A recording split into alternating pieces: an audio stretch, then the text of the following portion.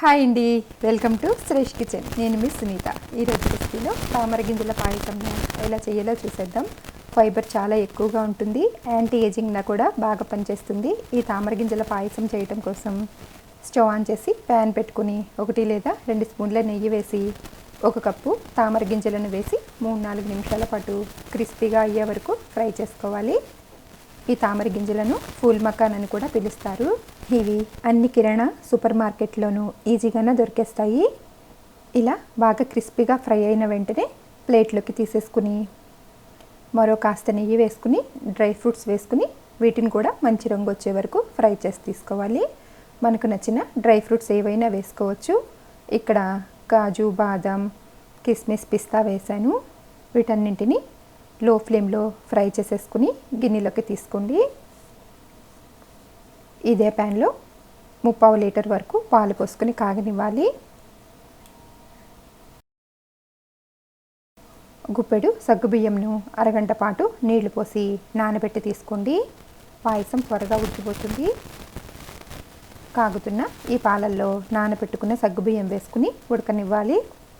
Dry fruits వేయించుకున్నప్పుడు కొద్దిగా నెయ్యి ఉంది కదండి, సగ్గుబియ్యం అడుగు పట్టకుండా ఉడికిపోతాయి. అదే మీరు మామూలు గిన్నెల్లో డైరెక్ట్గా సగ్గుబియ్యం వేసి ఉడికించేటప్పుడు అయితే కనుక 1 చుక్క నెయ్యి వేయండి, అడుగు పట్టకుండా ఉంటుంది. ఈ సగ్గుబియ్యం బాగా ఉడికిన తర్వాత దీనిలోకి వేయించుకున్న తామర గింజలను వేసుకోవాలి. వీటిని కాస్త సాఫ్ట్గా అయ్యే వరకు ఉడకనివ్వండి. 4-5 నిమిషాల కల్లా మెత్తగా ఉడికిపోతాయి.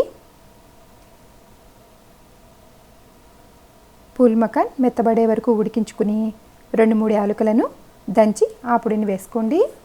వేయించుకున్న డ్రై ఫ్రూట్స్ కొద్దిగా వేసుకుని అంతా ఒకసారి బాగా కలిపేసుకుని ఈ గిన్నెను పక్కకు పెట్టుకుని మరొక గిన్నెను పెట్టి కొద్దిగా నీళ్లు పోసుకుని 1.5 కప్పు వరకు బెల్లం వేసి బెల్లం పూర్తిగా కరిగే వరకు ఉడకనివ్వాలి.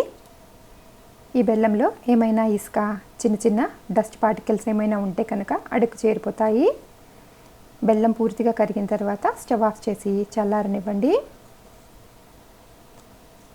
పాయసం గిన్నె పైన మూత పెట్టుకుంటే పైన లేయర్ అనేది మందంగా కట్టకుండా ఉంటుందండి. ఈ పాయసంలోకి బెల్లం నీళ్లు పోసుకుని బాగా కలుపుకోవాలి. అంతే, బెల్లం అనేది మనం తినే తీపిని బట్టి కావలసినంత వేసుకొని కలుపుకోవడమే. ఆరోగ్యానికి ఎంతో మేలు చేసే ఈ తామర గింజల పాయసం మీకు నచ్చినట్లయితే లైక్ చేసి షేర్ చేయండి. మరిన్ని వీడియోల కొరకు మా ఛానల్ను సబ్స్క్రైబ్ చేసి పక్కనే ఉన్న బెల్ ఐకాన్ని క్లిక్ చేయండి. Thank you for watching.